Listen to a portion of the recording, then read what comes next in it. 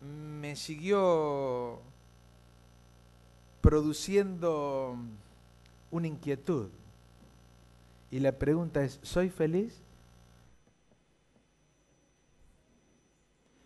¿Mi hogar es feliz?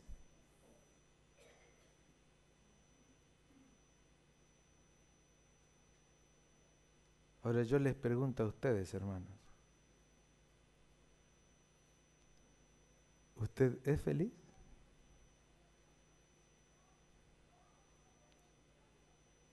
¿Su hogar es feliz?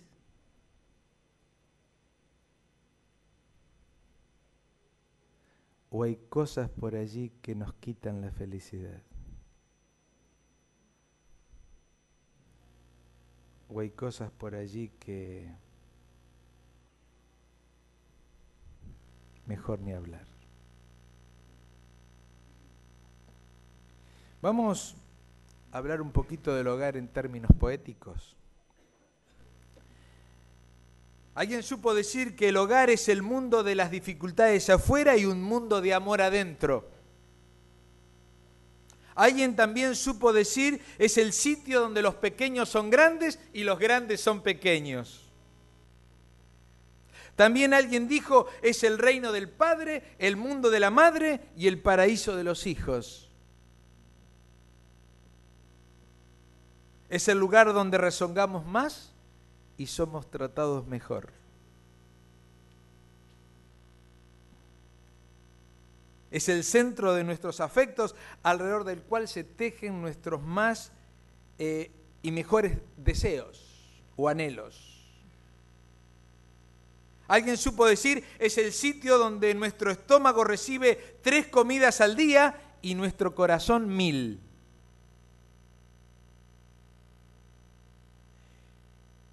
Y alguien también supo decir, es el único lugar en la tierra donde las faltas y los fracasos de la humanidad quedan ocultos bajo el suave manto del amor.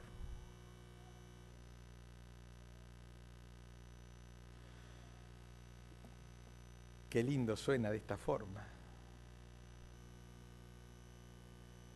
Pero a medida que van pasando los años y van pasando distintas circunstancias y distintas crisis, queda muy lindo lo poético. ¿Qué pasa en lo práctico? ¿Qué pasa en la práctica?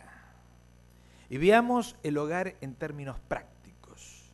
Nadie duda hoy en día en nuestra sociedad que los hogares se encuentran frente a una encrucijada. Por un lado, el mundo altamente científico, tecnológico, competitivo y de exigencias económicas para poder mantener un estándar de vida estable, nos lleva de alguna forma a soportar o a enfrentar ciertas crisis.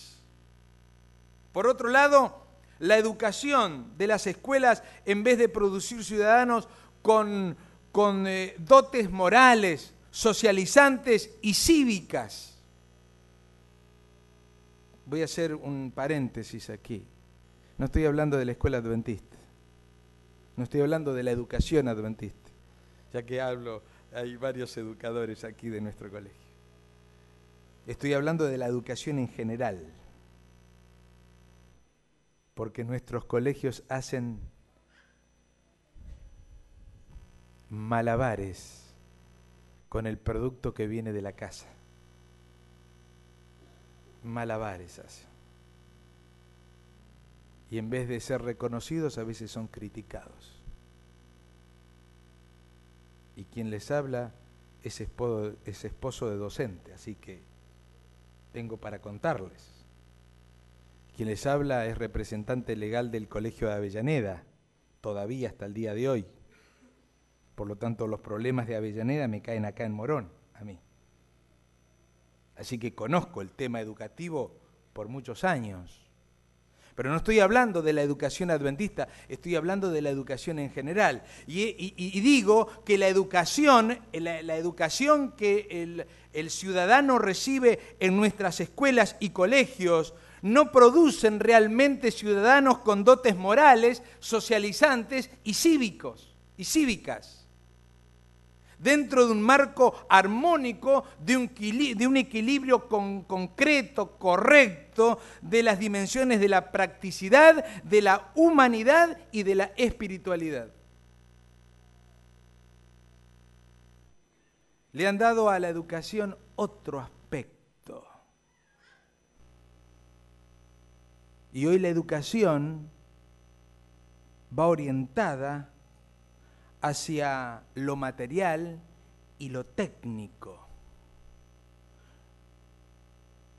sobre lo socialmente aceptable por Dios, lo ético, en la mayoría de los casos.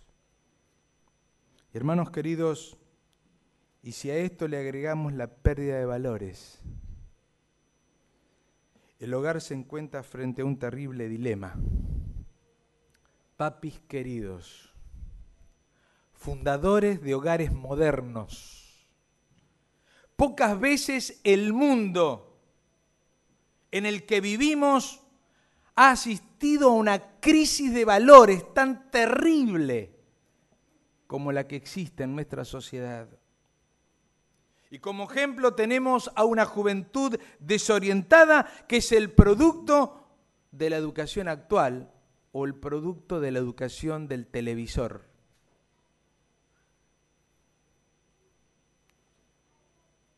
Y hago un paréntesis para que se produzca el silencio. A propósito lo hago. El arzobispo de Sevilla, don Carlos Amigó, dijo lo siguiente: según algunos analistas, estamos frente a una situación de quiebra de valores y vivimos en una cultura de evasión, de la fuga de capitales morales. Los valores fundamentales han desaparecido en esta cultura llamada cultura del desencanto. Los valores fundamentales son el resto del pasado, y sigue diciendo, y de ellos se hace mofa y ridículo permanente. Se invita insistentemente a liberarse de ellos en aras de la modernidad y del progreso. Lo superficial y novedoso, lo que es gratificante, aunque pueda ser amoral e injusto, sustituye a los convencimientos arraigados en una ética reconocida y respetada.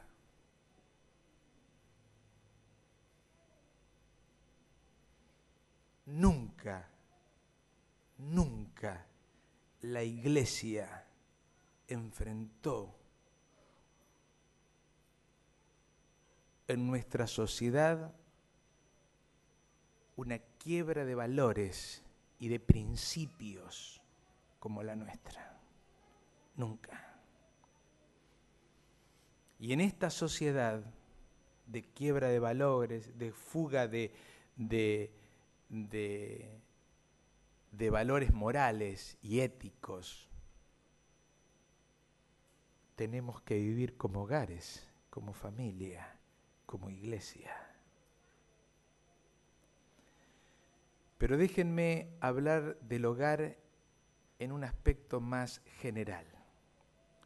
Las naciones más avanzadas en el campo científico y económico, y las naciones emergentes como la nuestra, como la Argentina, que se afana por un rápido crecimiento, por lo menos es el discurso oficial, se encuentran conflictuadas por continuos cambios. Yo sé que a nadie nos gustan los cambios. Vamos a ser francos, concretos. Los cambios no nos gustan a nadie. Porque estamos cómodos, porque estamos acostumbrados, porque ya nos conocemos. Y cuando hay un cambio de pastor, ahora hay que acomodarse a otro pastor. Entonces produce un sismo dentro de la iglesia, incluso en lo personal. Está todo bien con el anterior, está todo bien con el que viene después, pero cada vez que hay un pastor, un cambio de pastor, hay un, ¿cómo César? Un reacomodamiento, ¿no? Es lógico, no nos gustan los cambios. No le gustan los cambios para el que se producen los cambios, tanto sea el que llega como para los que están. No crean que para mí es fácil llegar, aunque ya estoy acostumbrado después de ser hijo de pastor y de ser pastor por tantos años, como que ya me acostumbré.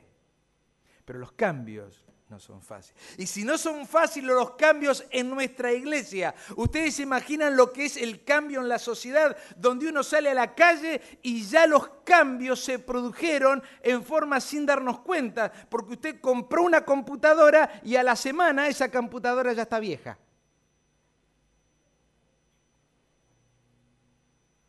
¿O no? Y pesada. Desde que yo me hice cargo de la representación legal en el Colegio Avellaneda, hemos cambiado 3, 4 veces de planes de educación a nivel de nación. Que el polimodal, que la secundaria, que la primaria, cambios que uno dice no se llega a acomodar cuando ya hay que cambiar otra vez. Y estoy hablando de la educación. Mire, podríamos hablar de 1001 cosas dentro de los cambios que se producen. No nos llegamos a acomodar cuando ya tenemos que empezar a volver a cambiar.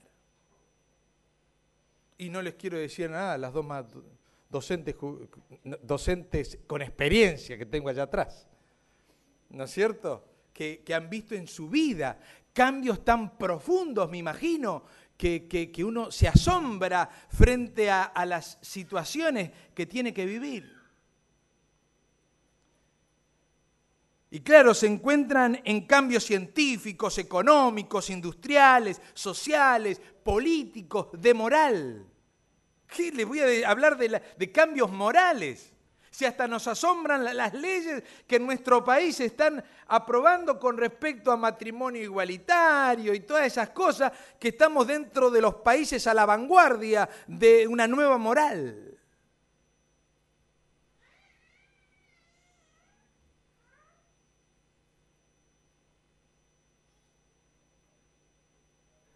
Qué terrible los cambios. Qué difícil los cambios.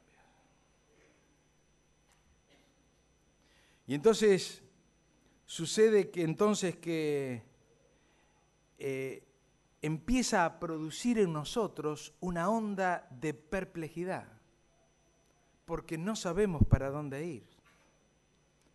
Una reflexión angustiosa, un temor ansioso de cosas que, ¿y ahora hacia dónde vamos? ¿Cómo actuamos? ¿Cómo tenemos que...? Le contaba recién esta mañana a Marcelo que me tocó vivir una situación muy especial. Hacia fin de año se hace el almuerzo de la Unión Antitabáquica Argentina, donde un servidor es representante de la iglesia allí. Y estaba la mesa del directorio, había unos 30 integrantes más o menos en aquella reunión. Y para que ustedes tengan una idea quiénes son los miembros de esa comisión, está el ministro de Salud de la provincia de Río Negro, está el ministro de Salud de la provincia de Buenos Aires, está el director del Hospital Rivadavia, está el director de la parte de salud de la penitenciaría de la provincia de Buenos Aires, algunas personas que tienen algunos cargos simplemente. A veces viene el ministro de Salud de la Nación a la reunión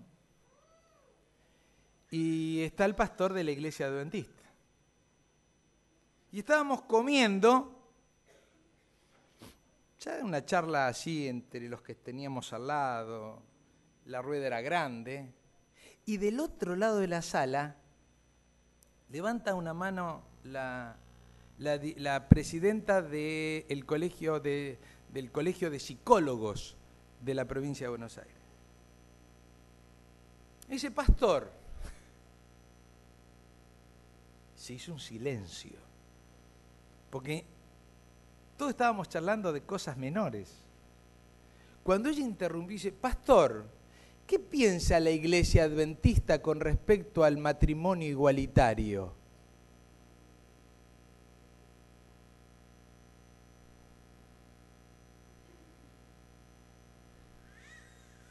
Rolando, arreglátela solito, dije yo. Y que Dios te ayude, porque no tenía otro pastor a quien codarle y le decir: che, ¿la afrontamos juntas la pregunta? Y hice una oración muy simple, dice: Señor, ayúdame, porque estoy en el horno. Yo los conozco hace años, hace más de 6 años que soy miembro de esa junta, pero no conocía su inclinación sexual, por ejemplo. De los que está allí nunca hablamos de esos temas, no.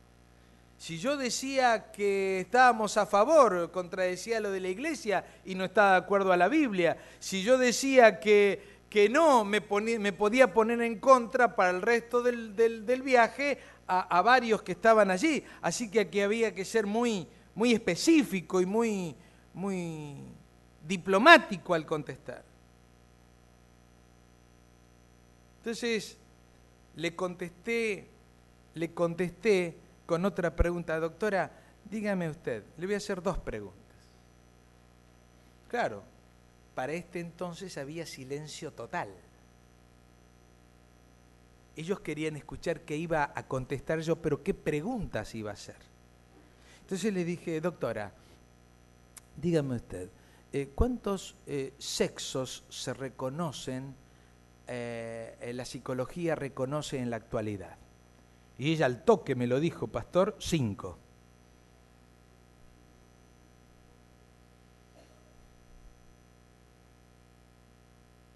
El de hombre, el de mujer, el travestismo, el homosexualismo y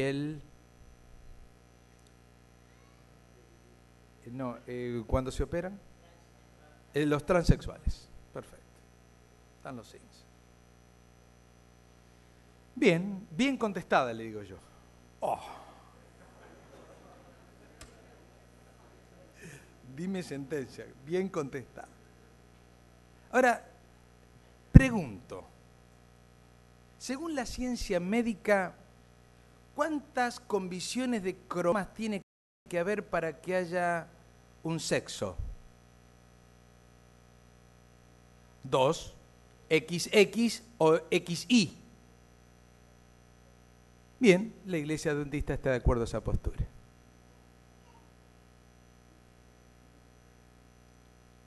¿Se entiende lo que estoy diciendo?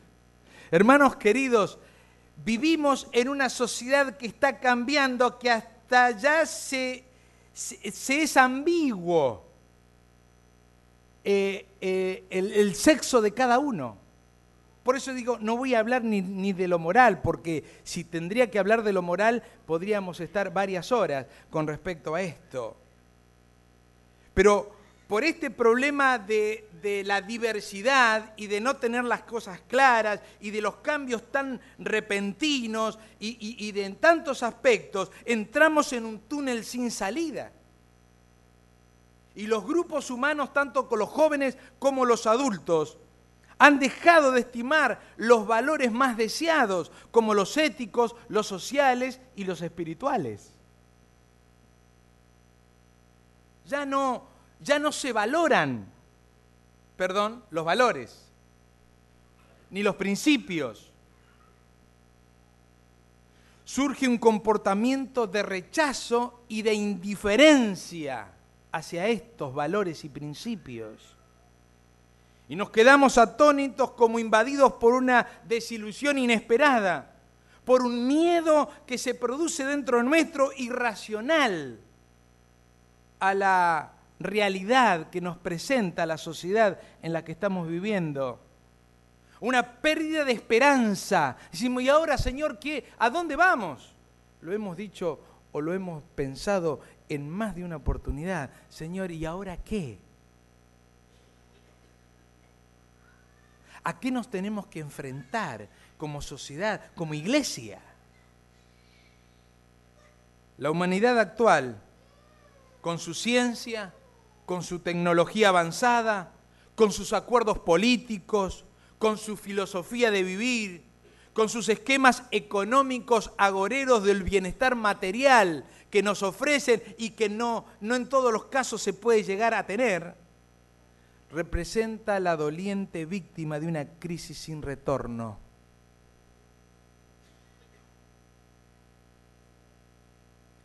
Que ha entrado en el tirabuzón de la autodestrucción, de la frustración y de la neurosis colectiva. Porque está viviendo un periodo profético sin precedentes. Ya la Biblia lo decía, que los últimos días serían como los días de ¿quién? De Noé, que se daban y se entregaban ¿en qué? En casamiento. O sea, el hogar, la familia, la institución que Dios estableció como base del desarrollo físico, social y espiritual de la familia, se iba a derrumbar totalmente porque los hombres de estos días estaban con la mente de continuo ¿a qué? Al mal. Y nuestra sociedad en realidad ya ha sobrepasado los límites de la época cuando Cristo vino por primera vez, que fue el tiempo más oscuro de la historia. Y si podríamos decir más, podríamos decir que hemos hasta pasado los límites de Sodoma y de Gomorra. ¿De qué nos asombraría nuestra sociedad si hoy existiera una sociedad como la de Sodoma y Gomorra? Si ya lo hemos visto todo y ya lo hemos experimentado todo. Y hermanos queridos, la única solución para nuestro problema es Cristo. Hay un canto que no voy a cantar, pero dice, a veces triste estoy, me inunda la ansiedad.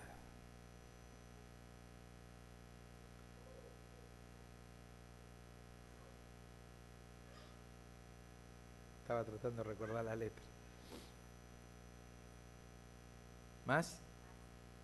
Paz interior es lo que falta en mi vivir. Y el coro dice, Cristo es la solución a esos problemas, ¿no? Quiero invitarlos a buscar Colosenses capítulo 3. Pues dice, pastor, está todo muy bien, pero no hemos abierto la Biblia. Colosenses 3, por favor.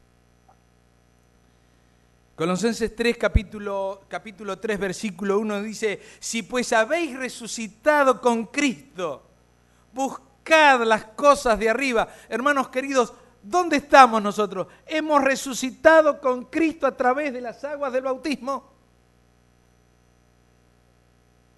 Dice, si pues habéis resucitado con Cristo, buscad las cosas de arriba, donde está Cristo sentado a la diestra de Dios. Ponen la mira en las cosas de arriba y no en las de la tierra.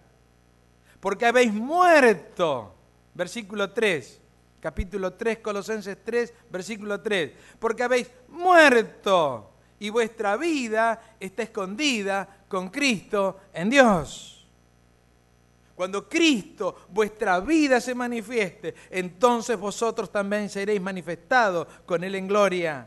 Haced morir, pues, lo terrenal en vosotros, fornicación, impureza, pasiones desordenadas, malos deseos y avaricia, que es idolatría.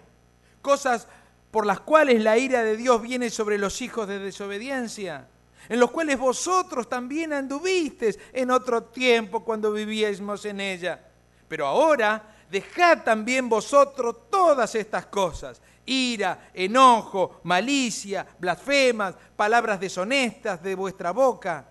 No mintáis los unos a los otros, habiéndonos despojado el viejo hombre con sus hechos y revestidos del nuevo, el cual conforme a la imagen del que lo creó se va renovando hasta el conocimiento pleno, donde no hay griego ni judío, circuncisión ni incircuncisión, bárbaro ni escita, siervo ni libre, sino que Cristo es en todo y Él todo. Vestíos pues como escogidos de Dios, santos y amados, de entrañable misericordia, de benignidad, de humildad, de mansedumbre, de paciencia, soportándoos unos a otros y perdonándonos unos a otros si alguno tuviese queja contra otro. De la manera que Cristo os perdonó, así también hacedlo vosotros. Y sobre todas estas cosas, ¿vestidos de qué? De amor. Que es el vínculo perfecto. Y la paz de Dios gobierne vuestros corazones, a la que asimismo fuisteis llamados en un solo cuerpo, y sed agradecidos. La palabra de Cristo more en abundancia en vosotros. Hermanos queridos, la lección de la escuela sabática, la devoción matutina, las revistas denominacionales, la palabra de Dios more en abundancia en vosotros, enseñándoos y exhortándonos unos a otros en toda sabiduría, cantando con gracia en vuestros corazones el Señor con salmos e himnos y cánticos espirituales. Ayer tuve la alegría de ir a visitar a Angélica, la mamá de César. Y ella en su cama allí me decía, qué lindo es aprender. Yo quiero aprender más. 93 años, hermano. Y quiere aprender más. Pero quería aprender más de las cosas espirituales, no estaba hablando de cualquier otra cosa. Ella quería aprender más de la Biblia. Dice, el texto lo dice la palabra de Cristo, more en abundancia. Sigo el 17, y todo lo que hacéis, sea de palabra o de hecho, hacedlo todo en el nombre del Señor Jesús, dando gracias a Dios Padre por medio de Él. Casadas. Porque ustedes pensaban que esto estaba escrito para quién. ¿O qué tema estaba hablando aquí el apóstol Pablo? No está hablando a los matrimonios, le está hablando a los esposos. Casadas, está sujeta a vuestros maridos, como conviene en el Señor. Maridos, amad a vuestras mujeres y no seáis ásperos con ellas. Hijos, obedeced a vuestros padres en todo, porque esto agrada al Señor. Padres, no exasperéis a vuestros hijos para que no se desalienten. Siervos, o sea, los que trabajan en la casa, obedeced en todo a vuestros amos terrenales, no sirviendo al ojo como los que quieren agradar al hombre, sino con corazón sincero, temiendo ¿a quién? A Dios. Y todo lo que hagáis, hacedlo de corazón, como para el Señor y no para los hombres, sabiendo que del Señor recibiréis la recompensa de la herencia, porque a Cristo el Señor servís.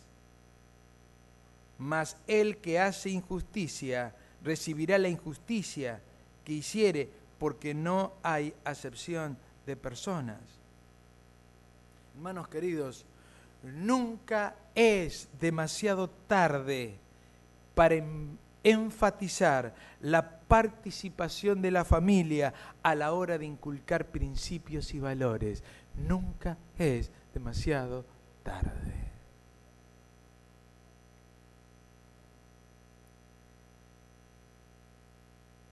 Cuando en Génesis capítulo 1, versículo 28,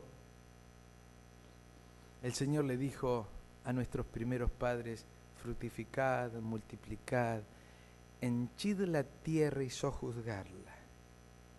Le dio a la familia la capacidad le dio la recomendación, le dio la indicación de educar, de guiar, de resguardar y de salvar a sus integrantes.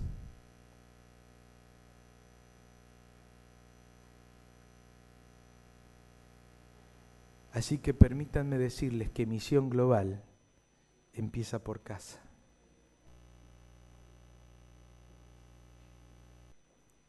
Cuando mi padre fue ordenado al Sagrado Ministerio, yo tenía cerca de 10 años. No recuerdo si 9 o 10, no importa. Tendría que sacar la cuenta. Y recuerdo muy bien el sermón del pastor que predicó ese sábado a la mañana. Mi padre fue ordenado al ministerio en la iglesia de Palermo. Y como mi padre y mi madre siempre nos ponían en la primera fila de la iglesia, porque nosotros teníamos que escuchar el sermón, porque en la hora del almuerzo nosotros teníamos que decirle a papá de qué había hablado el pastor o el que había predicado, y teníamos que contarle todo el sermón y ojito que no supiéramos de qué había hablado. Así fui criado yo. Los tiempos han cambiado, yo lo sé. Yo recuerdo que ese sábado también me senté en el primer banco de la iglesia de Palermo y escuché ese sermón y todavía me lo acuerdo. Han pasado muchos años, pero ese pastor dijo lo siguiente. Era el director de escuela sabática de la Asociación General. Y él dijo lo siguiente: si la iglesia adventista nunca hubiese dado un sermón, nunca hubiese dado un estudio bíblico, nunca hubiese hecho una campaña evangélica, nunca hubiese hecho una campaña de proselitismo para ganar almas, pero hubiésemos cuidado a nuestros niños, hoy seríamos 4 veces más de adventistas de los que somos en el mundo.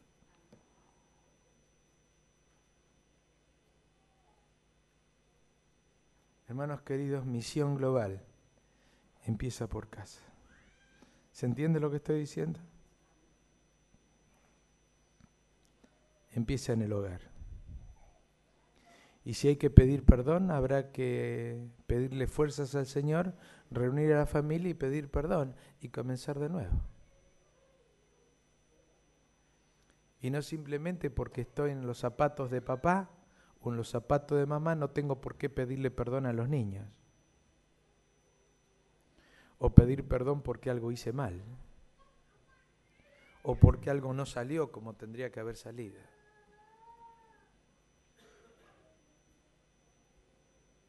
¿Hasta cuándo, hermanos queridos, ustedes quieren estar en este mundo? ¿Ustedes quieren quedarse en este mundo? Quédense, yo me voy. Yo me quiero ir.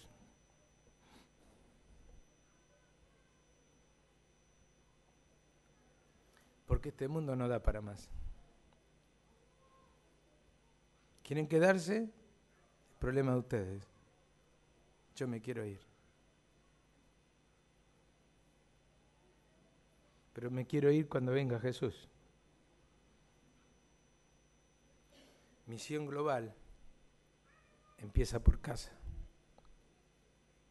De nada sirve que hagamos planes para conquistar Morón Sur si perdemos a nuestros niños, si perdemos a nuestros jóvenes, si perdemos las familias dentro de la iglesia. Porque el pecado ha trastocado los planes originales del Señor. La infidelidad, la amistad con el mundo y la concupiscencia de los ojos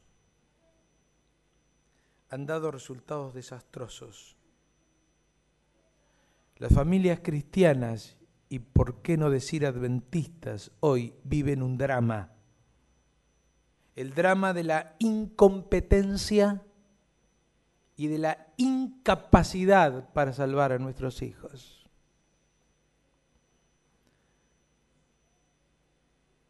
Ayer lo charlábamos en familia. Hace 19 años, Silvia, que estás aquí en Morón como docente. 19 años en Morón. Y gran parte de esos años como secretaria y después como directora de la escuela. ¿Dónde están los alumnos de Silvia? De hace tantos años atrás. ¿Dónde están? ¿Dónde están los compañeros de mi hijo? Mi hijo estudió acá muchos años en Morón.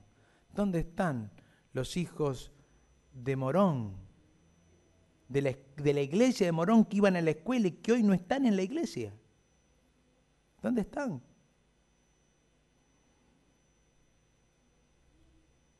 Por eso digo de la incapacidad de salvar a nuestros hijos. Por diversos factores. Puede ser intereses económicos, incoherencia en el modo de vivir, la religión que muchas veces pasa a segundo plano frente a los compromisos sociales, los comportamientos contradictorios que tenemos los mayores para con nuestros niños, y que decimos una cosa y hacemos otra. Me asombro ante tanta realidad palpable, tangible. Malaquías capítulo 4.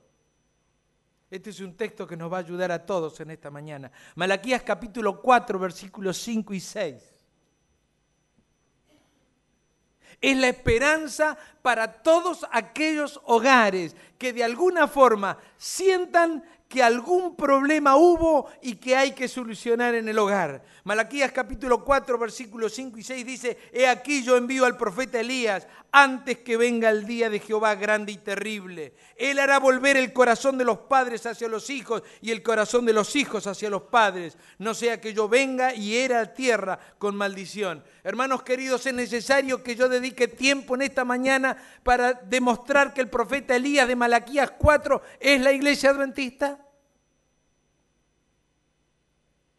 Pregunto, ¿es necesario?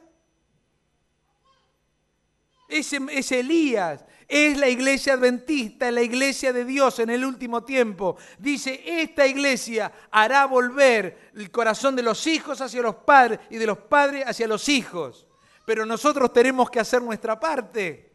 Como iglesia, como padre, como madre, tenemos que hacer nuestra parte para unir a la familia, para formar la familia, para que estemos juntos.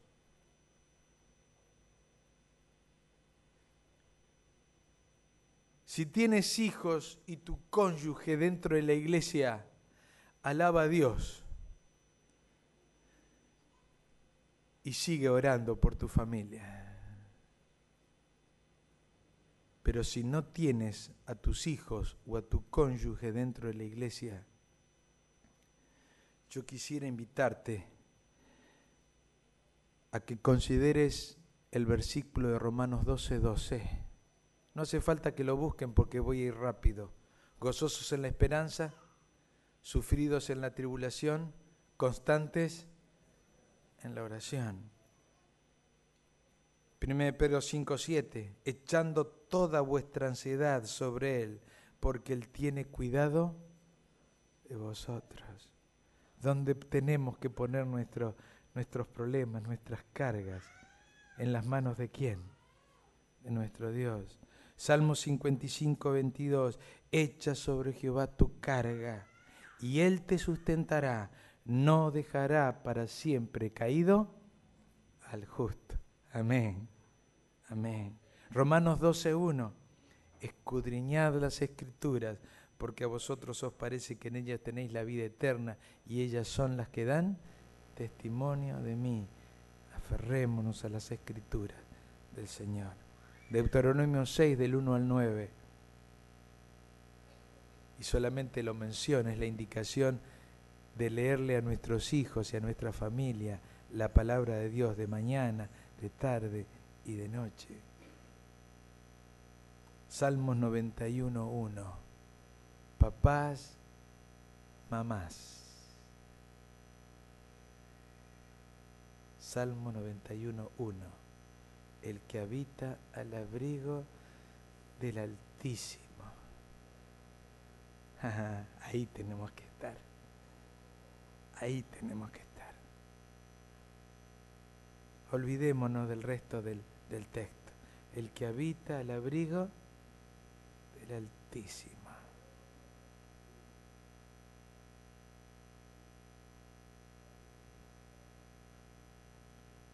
Y último texto, 1 Timoteo capítulo 6, 11 y 12.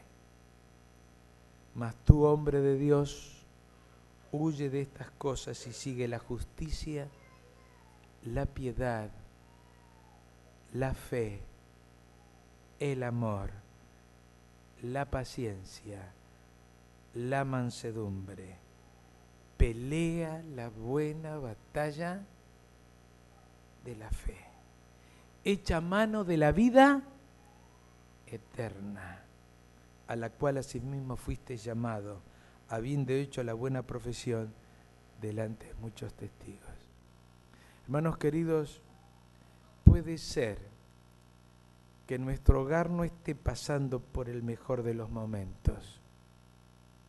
Puede ser que en nuestro hogar haya cosas que tengamos que cambiar. Puede ser que en nuestro hogar tengan que producirse algunas circunstancias para que después se den otras. Pero no se olviden que nuestro hogar es pasajero. Porque en realidad hay un canto infantil que habla de ese hogar que Jesús fue a preparar. Ese canto infantil dice: tengo allá en el cielo una gran mansión que Jesús me dijo fue a preparar. No será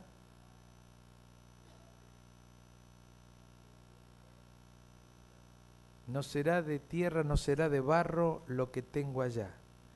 Son paredes de oro, puertas de perla, techos de cristal. Ese hogar es la Santa Jerusalén. Este hogar es transitorio, pasajero, a un hogar eterno, que Jesús fue a preparar para ustedes y también para mí. Yo quisiera invitarlos en esta mañana a cantar todos juntos. Jerusalén,